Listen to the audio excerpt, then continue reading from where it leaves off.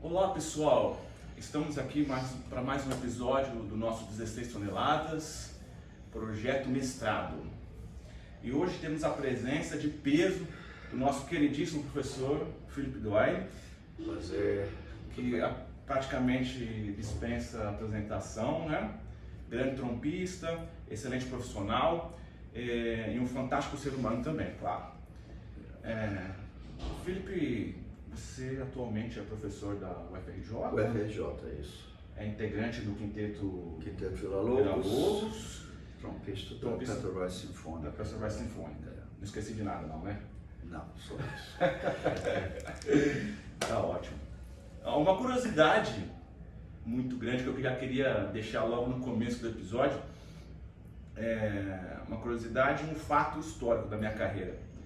Eu tive o privilégio de ter o Philip Doyle, né, como meu primeiro chefe de naipe numa orquestra profissional. Não sei nem se você sabia disso. Não. E foi uma grande honra, aprendi muito, né? E aprendo até hoje, né? A gente se encontrou na OSB esses dias, tocamos sétima de Bruckner e foi um aprendizado, mais um aprendizado do professor Phil. Legal, sempre bom tocar tuba wagneriana, né? Eu adoro também, Phil. É muito bom. Então, Phil, eu tenho umas perguntas aqui que são direcionadas para a questão do projeto do mestrado. Claro. E vamos lá, para a hora da verdade. Phil, como você enxerga a trompa dentro da orquestra? E quais seriam as principais atribuições, responsabilidades e conceitos a se pensar em suas funções orquestrais? Sim, a trompa é um instrumento interessante na orquestra, tem várias funções, né? A alma da orquestra, segundo Schumann, né? Todo mundo sabe dessa colocação dele, né? A trompa precisa ser muito versátil, precisa liderar, precisa mesclar com outros naipes, tocar com cordas, tocar viola, cello principalmente, tocar com as madeiras e também tocar com os metais. Então precisa ser um camaleão, né? Várias personalidades dentro da orquestra. Eu diria mais do que os outros naipes, né? Madeiras sempre vão ser madeiras, cordas sempre cordas, mas a trompa, além de ser um naipe propriamente dito, tem que tocar com os metais, tem que tocar com as madeiras e tem que tocar com as cordas, somando e às vezes liderando e também servindo com quase um tapete às vezes, né, para enriquecer o som da orquestra. Então o trompista precisa também se adequar a essas situações diversas que mudaram durante a história da música também. A trompa na orquestra Mozart, muito diferente da orquestra de Mahler, né? Claro. E o trompista precisa ser muito versátil e muito ligado à cultura musical da época para poder tocar no estilo do compositor e interpretar o compositor do momento, né? Então eu acho que o trompista precisa estudar não só a técnica do instrumento, mas também a cultura musical, que é muito importante. Agora, com mais experiência, eu vejo como isso é muito importante. Quando a gente é mais novo, né, estudando trompa, a gente quer tocar muito agudo com primeira trompa, ou muito rápido, ou muito forte no grave, como quarta trompa.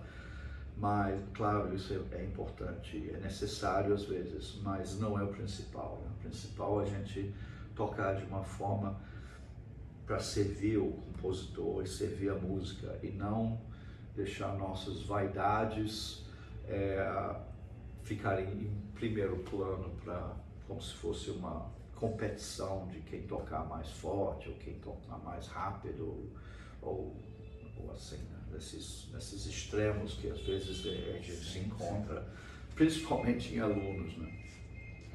Eu acho que é exatamente essa profundidade, né, que torna, acho que, um instrumento peculiar também, né? Com relação à comparação com os outros, né?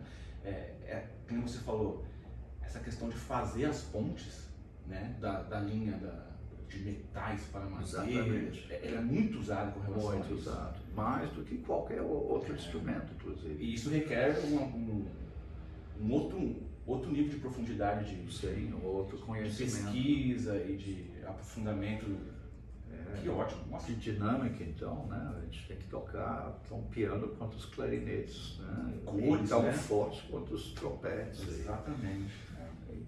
Tem outra questão também que eu acho que é importante na orquestra. A orquestra é um corpo complicado, né? Muitas cabeças, muitos instrumentos, muitas opiniões musicais, né? E uma orquestra grande requer muita atenção para tocar junto, né? A gente tocar junto com o Spala é diferente do que tocar junto com a segunda trompa que está do lado da gente, né? Tem a questão da distância. E o outro fator importante é a acústica, né? Lembrando que o som da trompa é refletido, né? O som é projetado para trás e precisa de uma superfície atrás para projetar o som para frente depois, né? Diferente dos outros instrumentos de sopro, né? Que o som é naturalmente projetado para frente. Então o trompista precisa ficar muito atento à acústica do local para saber se o som vai atrasar ou não. Um catedral, por exemplo, em que o som da trompa vai para trás, é bem possível que o som chegue bem atrasado para quem estiver assistindo na plateia, né? Isso já não acontece tanto com instrumentos com a projeção para frente, que o trompete e oboé, por exemplo, tem um som muito mais direto. O som da trompa não é direto, então o trompista precisa lidar com essa variedade de projeção que é ligado, inclusive, à acústica e até a posição da trompa dentro da orquestra, que também é um fator, às vezes, frustrante, é que a gente sopra e o som parece que não chega a lugar nenhum, às vezes, né? Principalmente uma acústica ruim, né? Professor, eu lembrei de um episódio que aconteceu comigo. Eu estava lá no Philharmonie, assistindo a Filarmônica de Berlim. Que é vazado atrás. Então, foi em 2009. Eu tive a oportunidade de assistir, eu fiquei lá por 3 meses, eu tive a oportunidade de assistir concertos repetidas vezes, né? Sim. Então, e isso mexeu muito com a minha cabeça, exatamente o que o professor falou. Tipo, eu assisti o primeiro concerto na parte de trás, do coro ali, e você fica numa posição que você fica na campana dos trompetas. Aí eu falei assim, nossa, né? Olha a cabeça pequena na época, né? Mas um aprendizado.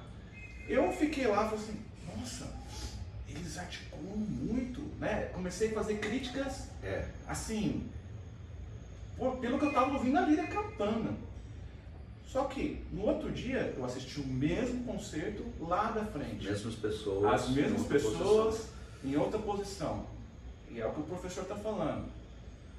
Às vezes a gente quer tocar de um jeito aqui que não é o resultado final lá. Então, esse cálculo precisa estar na matemática do trompista, né? E é muito mais acentuado para a trompa do que outros instrumentos.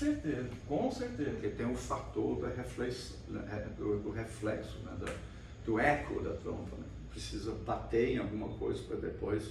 Isso que os técnicos de som não entendem, né? Quando botam o microfone na campana e a gente só escuta a língua, né?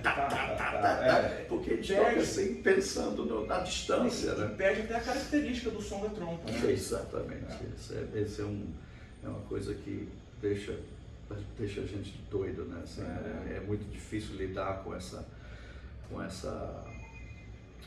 se adaptar ao ambiente, né? Seja estúdio de gravação, ou um catedral, ou uma sala de câmera. É muito difícil essa relação com a projeção, né? Isso é um detalhe bem difícil, eu acho. Agora, seguindo, professor, direcionando para um naipe, né? O que é um naipe de trompa funcional para você? Sim. E como você enxerga cada cadeira da sessão de trompa? Certo. Eu acho que na orquestra é o maior naipe, né? Porque são 4 vozes. Tudo bem, trombone são 4 junto com a tuba, Sim. mas de instrumento, né? Trombone são 3 normalmente. Trompa são 4 vozes, e vozes distintas normalmente, né? Mais do que as madeiras, que normalmente são 2 vozes. Estou falando, generalizando. Né? Uhum. Então, é um naipe completo, né? Um naipe é um coral, né? De soprano, alto, tenor, baixo. E a gente precisa montar o naipe de certa forma desse jeito, né? Cada trompista tem a sua voz e tem suas características, né? Eu diria que, claro, a quarta trompa, que toca normalmente a parte mais grave, normalmente tem um som mais escuro, talvez, e a primeira trompa, que toca a parte mais aguda, normalmente precisa ter uma projeção que exige um certo brilho no som para projetar melhor. Então, claro que tem várias escolas, né, de som escuro, de som brilhante, claro, enfim, mas o naipe precisa aprender a pensar igual e precisa ter muito respeito no naipe, né? Mesmo, por exemplo, terceira trompa, que trabalha muito com a primeira trompa, às vezes reforçando a primeira voz, mesmo ele não concordando com certas coisas da primeira trompa, ele precisa respeitar a primeira trompa e tentar tocar junto, né? É uma equipe, né? Então é uma equipe muito ligado, muito íntimo às vezes, né? E é uma coisa curiosa, comparado com outros naipes. Eu diria que a família dos trompistas é mais unido normalmente do que outros instrumentos.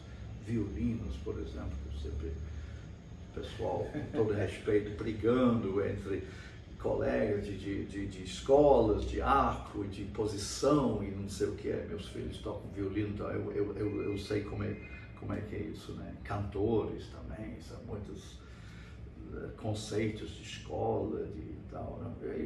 Eu acho que em geral os trompistas são bem, sabem as dificuldades do instrumento, então eles têm uma certa simpatia pro colega, né? Porque sabe como é difícil, né? Sabe que a boca pode estar ruim um dia, o dente está doendo, ou não sei o que, sabe como é difícil, né?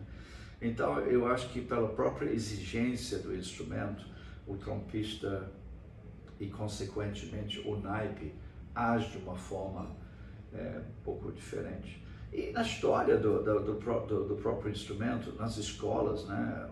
Vocês podem analisar as escolas antigas na França, no conservatório, muito definido, né? Cor alto, cor baixo, né? A definição de trompa aguda e trompa grave. Hoje em dia a gente precisa tocar tudo, né? Não só agudo, mas grave também, em todos os estilos, que antigamente não era tão necessária. Mas o trompista precisa ser, como eu falei, precisa ser um camaleão e trabalhar junto, uma equipe, um time, né? Então, mesmo os trompistas precisam tocar em todas as regiões, claro que tem gente especializada em algum elemento da técnica. Então, eu diria que, começando de baixo para cima, a quarta trompa, como eu falei, deve ter o som talvez mais cheio e mais escuro, talvez, respeitando as várias escolas de trompa pelo mundo. E muita certeza da afinação, pois os acordes normalmente são montados com um pirâmide, né, de baixo para cima. Então, quando o quarta trompa tem o fundamental, a nota mais grave normalmente, preciso ter muita certeza da afinação e ter uma percepção para tocar com os outros instrumentos graves da orquestra, que nem sempre ficam perto do trompa, né? Eu falo dos contrabaixos, dos fagotes, trombone baixo, então normalmente ficam até distantes do naipe de trompas. Então a quarta trompa precisa tocar não só com o naipe de trompas, mas ficar muito ligado às vozes graves da orquestra para somar e tocar junto. Falando também da segunda trompa, que talvez seja a voz grave também, né? Às vezes até mais grave do que a quarta trompa, né? No caso das Brahms, os concertos para piano, na segunda trompa tem pedais gravíssimos, né? Então a segunda trompa precisa talvez ser o mais versátil do naipe, porque Bruckner, ele está tocando junto com a primeira trompa na região aguda, além de reforçar os graves na quarta trompa.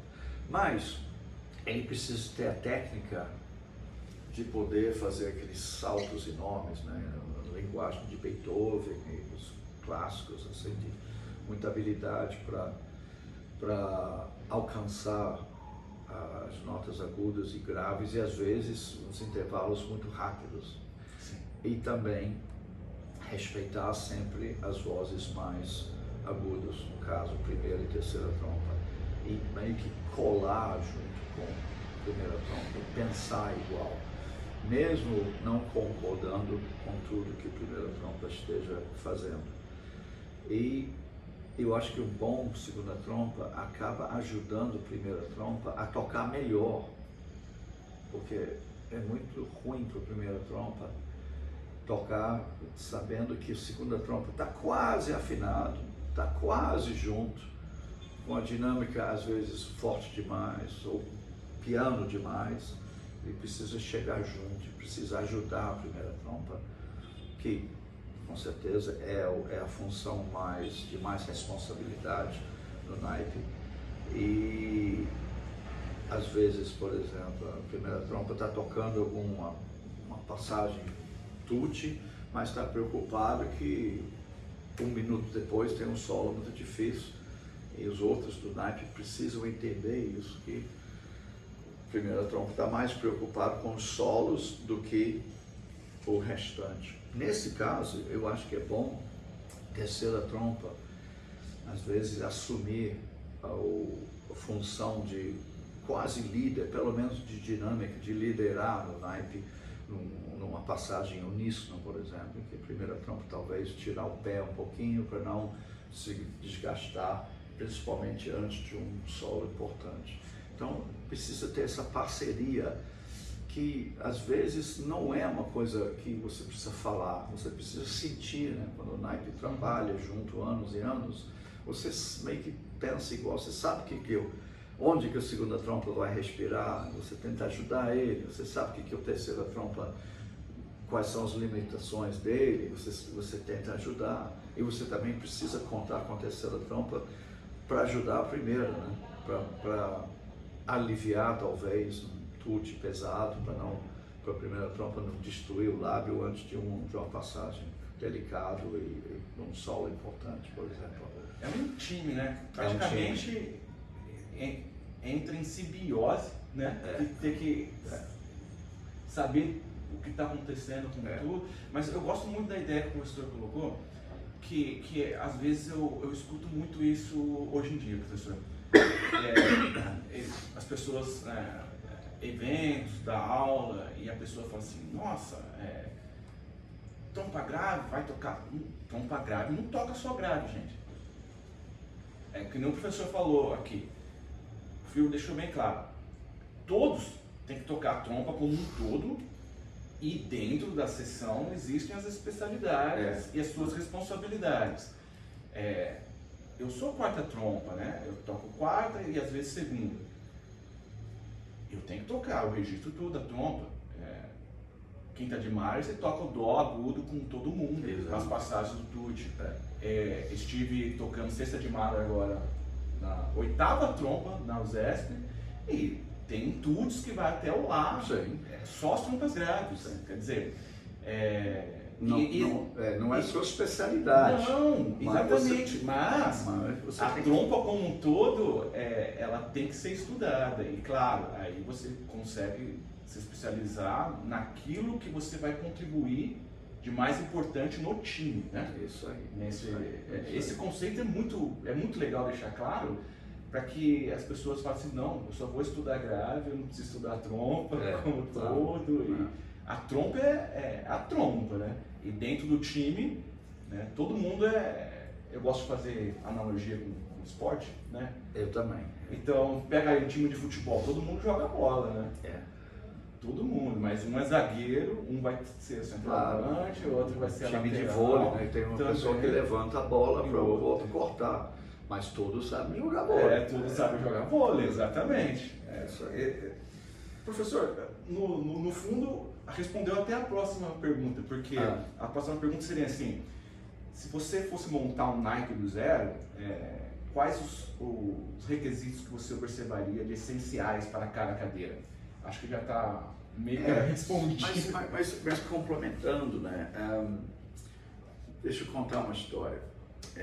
Muitos anos atrás, participei de uma orquestra para reinaugurar um órgão barroco, isso numa igreja em Minas, e chamaram todos os espalas e os primeiros de várias orquestras, os sopros no caso, mas todos os espalas de cordas. Então, era um time fantástico, né? Todo mundo virtuoso. Você acha que funcionou? Não funcionou. Aquele cara queria tocar melhor, mais forte, mais, sabe, competir. Não, eu sou melhor, todo mundo toca. Sabe o que eu uso quando acontece esse tipo de coisa? Eu falo assim, é um time só de atacante. Exato, é um time só de Neymar. Cara. Vai brincar, não vai funcionar, entendeu? É isso. Então, não é só tocando também, você precisa ter uma noção da personalidade da pessoa, né? É muito ruim para uma primeira trompa saber que a segunda trompa está querendo tocar a primeira, e a quarta trompa está querendo tocar a primeira, a terceira quer te derrubar porque ele acha que ele deve ser o primeiro. Entendeu? Isso é ruim. Então, não basta só tocar bem, tem que saber a sua posição e ajudar o colega, respeitar o colega, mesmo não concordando com o jeito que, né, do jeito que toca, né?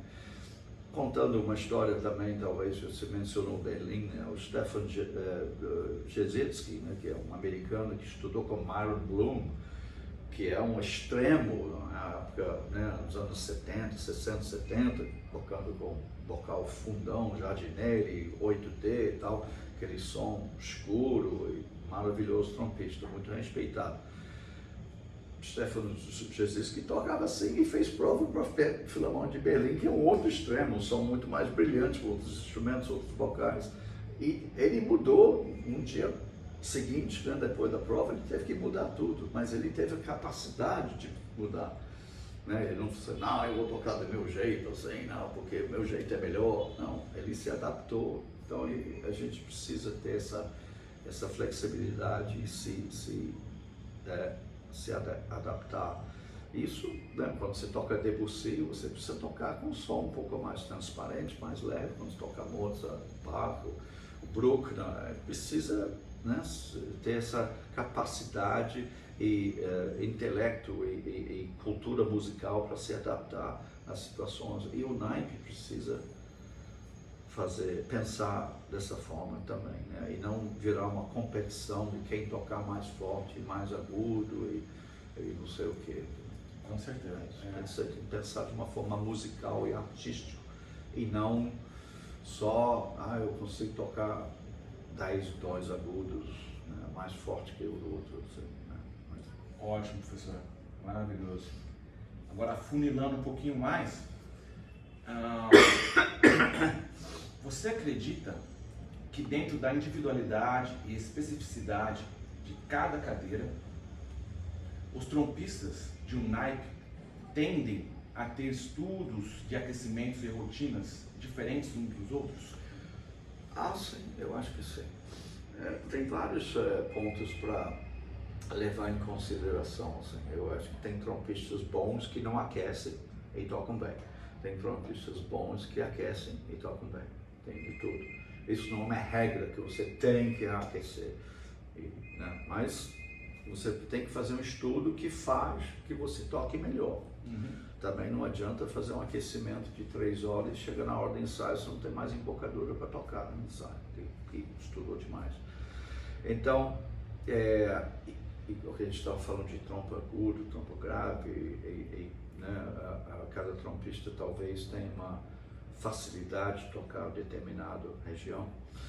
Eu acho que o estudo precisa ser direcionado a uma técnica mais equilibrada. Quem toca a primeira trompa o tempo todo, certamente toca menos grave, porque no emprego está tocando 90% da região aguda. Então, certamente precisa suprir essa deficiência, essa falta de estudo, fazendo o exercício na região média e grave. E, consequentemente, ao contrário, quem toca a quarta trompa precisa complementar seu estudo com alguns estudos na região médio e agudo para equilibrar, né?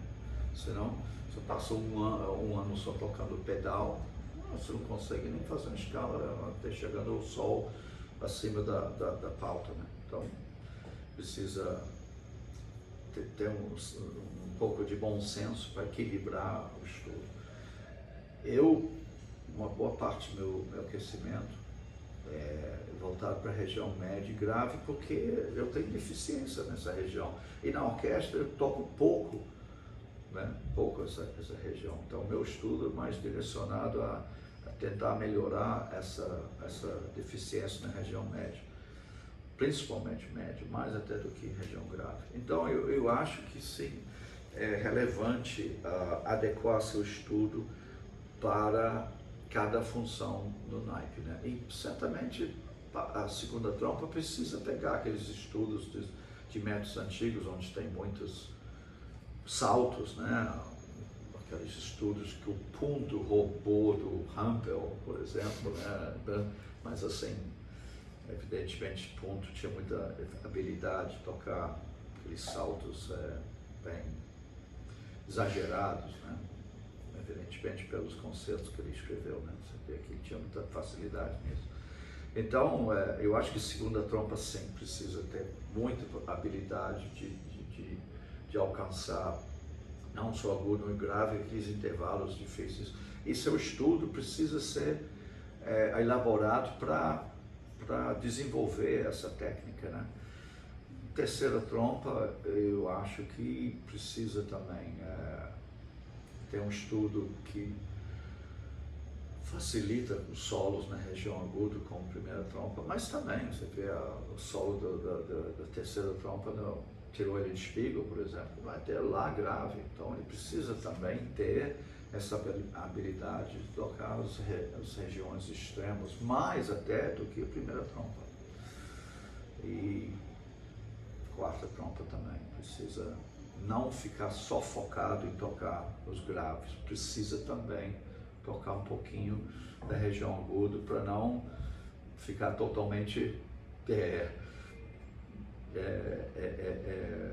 impossibilidade de tocar a região aguda, né? Claro, não vai ser sempre a especialidade dele tocar agudo, mas precisa adequar seu estudo para poder tocar pelo menos um pouco, né, na região aguda.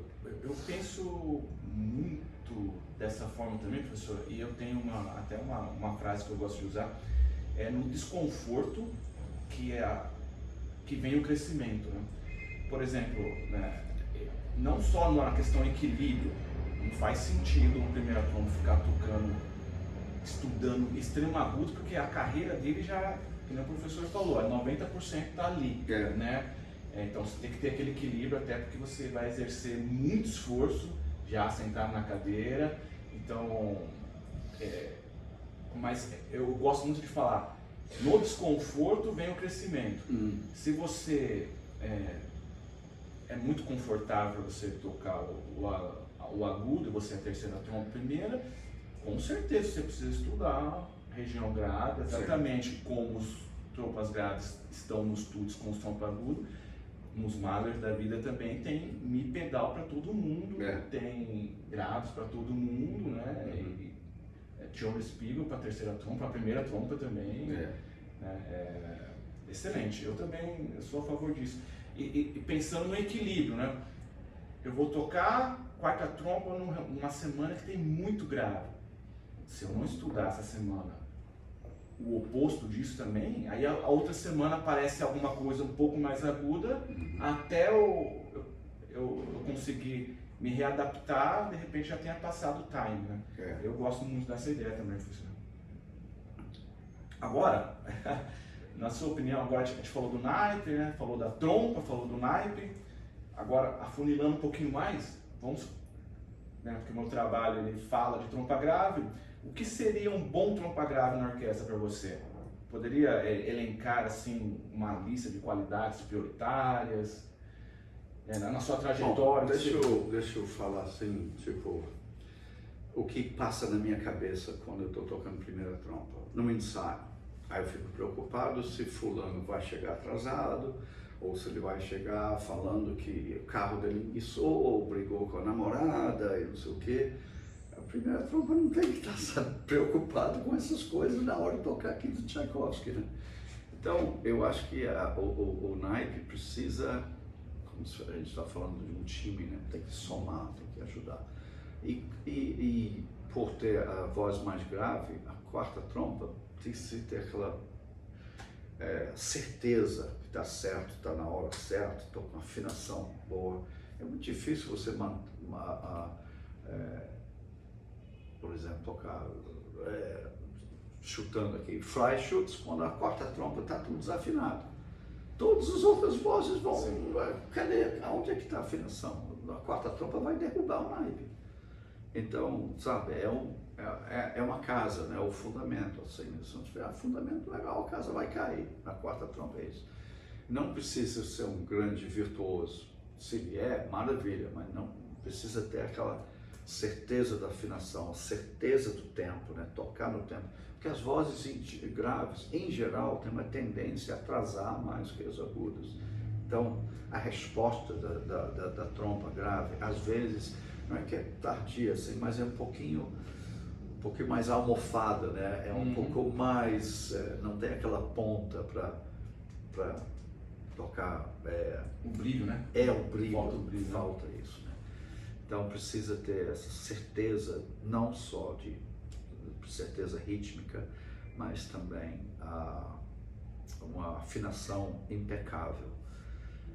E ter as qualidades da segunda trompa, né? Porque em muitos repertórios temos dois naipes, né? Brahms principalmente, né? O naipe de primeiro e segundo e o naipe de terceiro e quarto, em outra tonalidade relativa, entendeu? Então a quarta trompa, de certa forma, é a segunda trompa mais especializada na região grave, mas eu acho que precisa ter essas qualidades de uma afinação impecável para poder montar os acordes e servir de base para o naipe, né? Eu acho que isso é importante. Show. Eu também acredito que eu gostei muito da colocação do Brahms em si, né? São dois naipes, né? Dois naipes.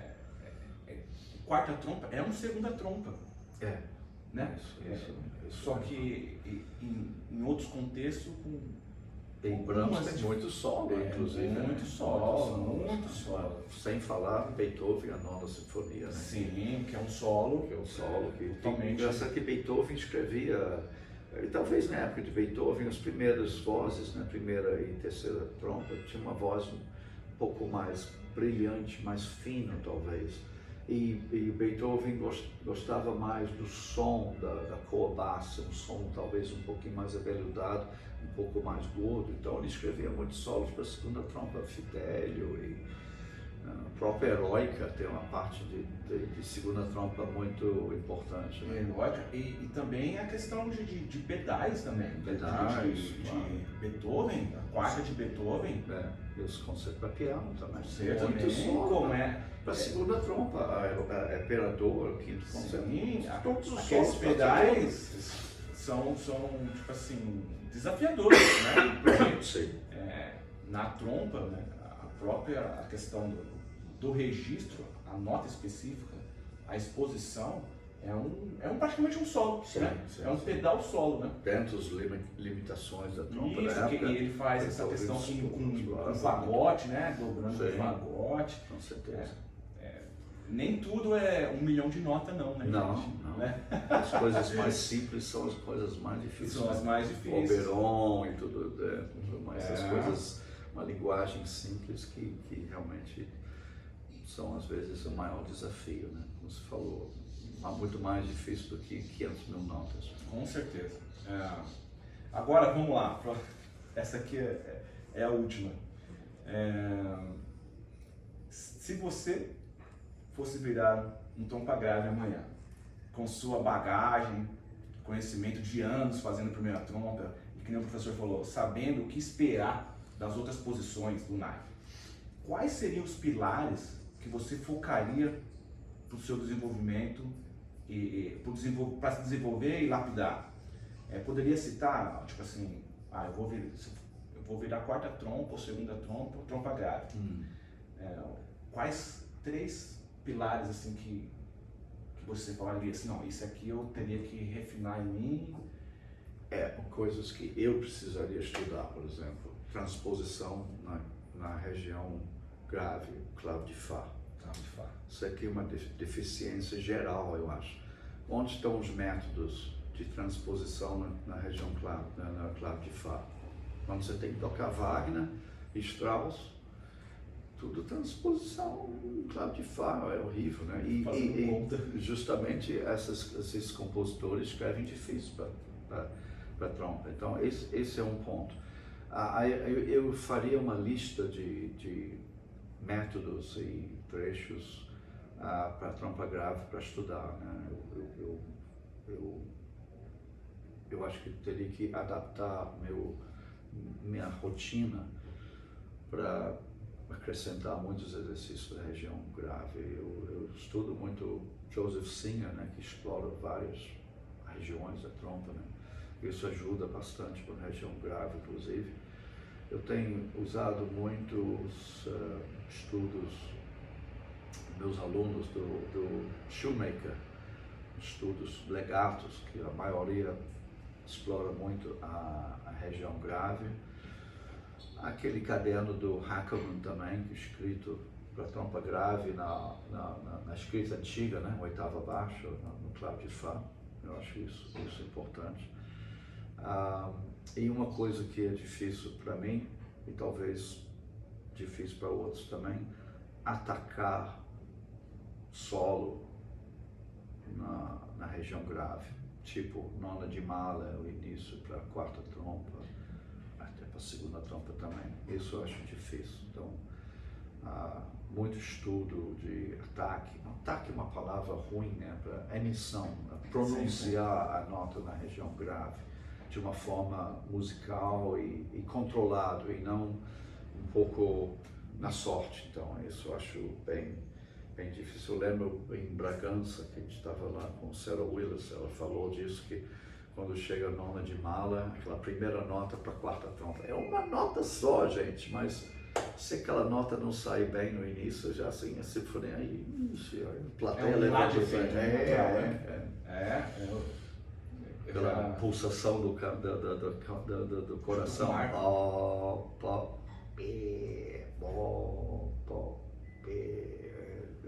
É uma bobagem, mas se não for 100%, estragou a sinfonia. É uma bobagem, mas... Bobagem entre aspas, né? Posso confessar, na minha vida profissional, como trompa grave, como o professor falou, às vezes a coisa mais simples se torna mais chata. Mais chata. Por exemplo, a Sinfonia Alpina, no começo lá, terceira e quarta trompa.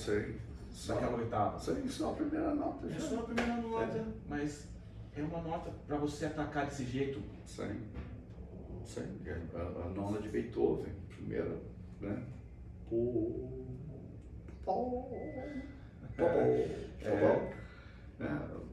Requiem alemão de Brahms, também. é uma coisa que você não escuta, você só escuta quando erra. Você erra, Aí, se você acertar, dá tudo certo, tá misturado. Agora se você errar. Não tem nada quando funciona, né? Mas se errar ou se desafinar é um desastre.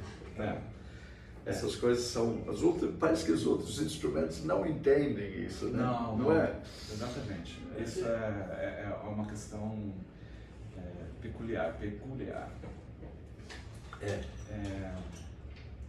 Agora acabamos as perguntas. Tá bom. Aí a minha proposta final, primeiro eu agradeço, né? Nossa, eu não tenho nem o que falar. O professor aceitou, falou que estava até gripado, ele me recebeu aqui. Ó, isso é um ser humano, gente. A trompa é um vício, né? A gente não consegue largar o vício, né? Olha, e vai ser uma grande contribuição, tenho certeza disso, professor. Agora, tem um quadro no nosso canal chamado Boa Mistura. O que seria a boa mistura? A gente propõe, se o professor aceitar, de você demonstrar algum dia, grava um estudo, a gente cola no final aqui, um estudo para melhorar o registro grave. Aí o professor pode falar assim, pode ser um vídeo de 1 minuto. Ó, pessoal, tudo bom? Aqui é o Boa Mistura do 16 toneladas. Eu gosto de fazer isso daqui para melhorar X. Então, legal. Eu acho bacana isso. Eu tive... Perdão, você falou. Não, aí a boa mistura será o quê? Você mandando o seu estudo, que você gosta, pode ser de qualquer método e tudo mais. Eu também vou propor um do que eu estou criando. Legal. E aí a gente faz uma boa mistura e as pessoas que estão acompanhando terão 2 estudos para o mesmo fim, entendeu? Acho legal isso, porque eu tive muita sorte quando eu tive algumas aulas com a antiga segunda trompa da Sinfônica de Chicago, Norman Schweikert, que acho que deve ter falecido uns, 10 anos atrás. Mas era um trompa grave impressionante. Não de volume, mas assim de precisão, de afinação, de fazer aqueles exercícios. Depois eu vou gravar algumas coisas que ele passou para mim, que aliás não estão nem escritas, né? Eu lembro que numa dessas revistas aí de trompa, alguém perguntou sobre os estudos que ele ensinava, porque parece que não tem nada escrito aí. Qualquer hora eu vou botar isso, digitalizar esses estudos que ele fazia, porque ele tinha uma precisão, parecia um fagote tocando uns intervalos incrível. Não era um som muito grande, mas uma precisão de afinação que incrível, muita habilidade.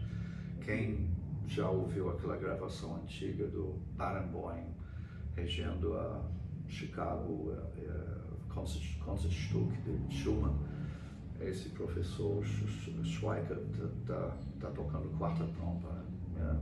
Formidável o jeito que ele tocava, incrível. Que ótimo. Eu aprendi muito com os ensinamentos dele, principalmente para corrigir as deficiências que eu tenho na região média e grave, que é difícil para mim. Então, vamos trocar as ideias. Vamos, é boa mistura, gente. Boa mistura. Legal. Phil, muito obrigado. Prazer, legal. Não tenho palavras. Sempre um prazer se poder ajudar os trompistas, a nossa família. Sim, né? Sim. E a baixaria agradece. Show. Tamo junto.